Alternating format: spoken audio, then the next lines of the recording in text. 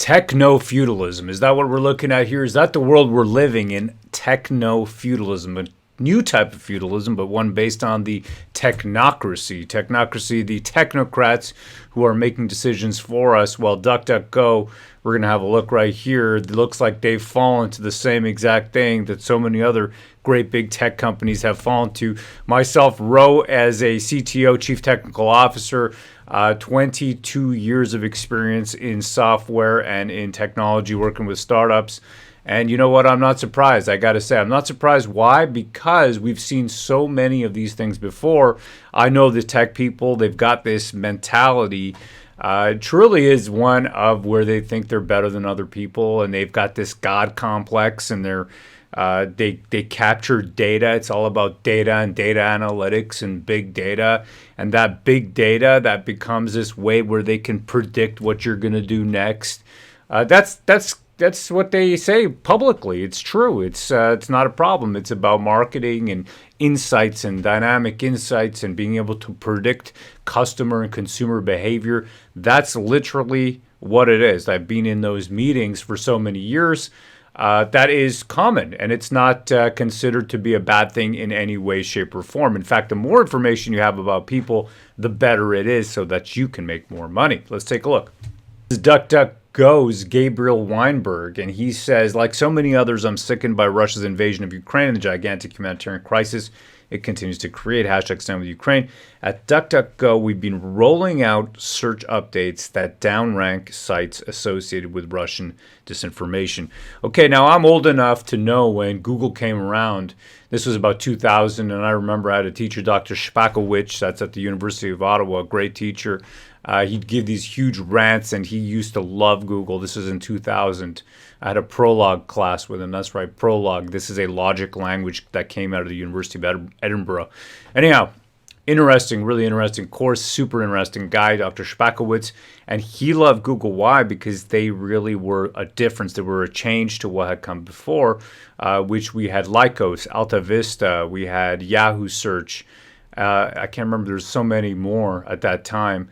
But really what it was, they were manipulating results. So when Google came out originally, it was to have, they used this algorithm called PageRank, which was set to be different. And it was about the links inbound to a specific site, and that gave them a higher ranking. If you had more links through the network, through the graph, basically links inbound to a page increased your page rank. So of course, that was interesting. It was really technical. It wasn't so much about being paid to place, that kind of thing. Even Google had a great big hullabaloo about how they did their ads. The technocracy decreed that I guess it was okay to put these textual ads in as long as they didn't confuse the search, and Google's AdSense policies are all about that. So what's going on here? DuckDuckGo, of course, people know that Google's sucking up that data so they can create their database about people. Brave and DuckDuckGo and a couple others came out really saying, hey, we're different, we're doing things differently. Well, it looks like DuckDuckGo has fallen completely. In fact, I'll tell you what, to be perfectly honest, I even use Bing, which is Microsoft's. I find different censorship on different topics from different websites to search with, different search engines. So it's interesting to me. I remember I was looking at Dr. Z's protocol. That was actually hard to find through Google, but I was able to find that through Bing. So don't ask me how this is done. I just think they got different censorship models. Let's continue over here. Gabriel Weinberg, in addition to downranking sites associated with disinformation, we often place news modules and information boxes at the top of DuckDuckGo search results where they're seen and clicked the most to highlight quality information for rapidly unfolding topics. So this is really where we're at. And I'm saying this as somebody who's been Chief Technical Officer just until February 5th, okay, which is Saturday when I went to the protests, 2022. So I've sat in these meetings, and it's about this. It's about information about you, your habits, so that they can come up with better ways to sell you things. And of course, privacy policies that can possibly allow them to sell that data to third parties. A lot of different companies, including Apple, when you put out an iOS application, they've come out with new stringent requirements so that you have to fill out certain forms to say what exactly you're using that data for, what are you collecting. But this is a little bit of a farce. It's really just superficial.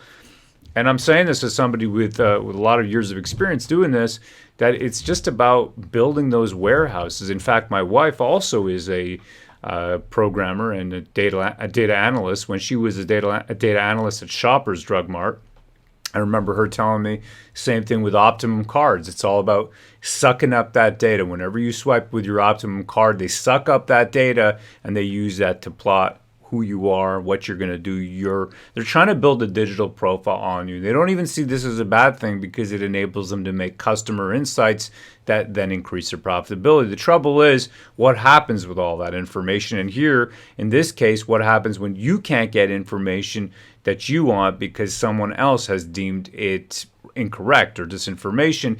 And this is really the world we're going into. We're hurtling along into this techno-feudalistic society. Myself, I've actually left jobs because I've felt that it's not been the right place for me. I didn't feel comfortable with the way they were doing things.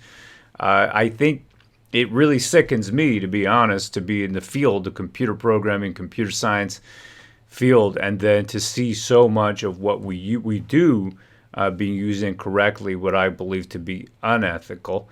And that's a big word right there, unethical. But I think we are, algorithms and software can be used for good and for ill, like so many other things can be. And we're really running straight at a brick wall, and that brick wall is going to be our freedoms collapsing.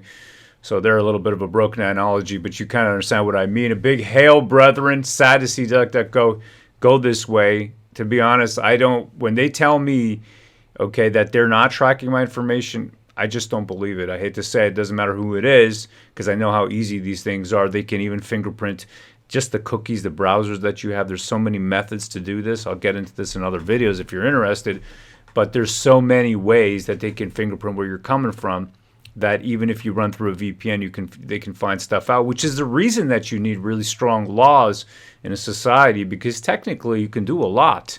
There's really not too many limits to it. They make a big show with this GDPR and this, do you accept these cookies? But there's a ton of ways they can track you just from the extensions and plugins that are installed in your browser. There's so much data there, okay? There's so many different point releases of information inside your user agent. It just goes on and on. Anyhow, a little bit of a ramble there.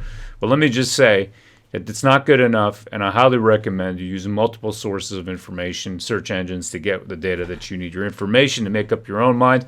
Hail, brethren. H for honor, A for accountability, I for integrity, and L for loyalty.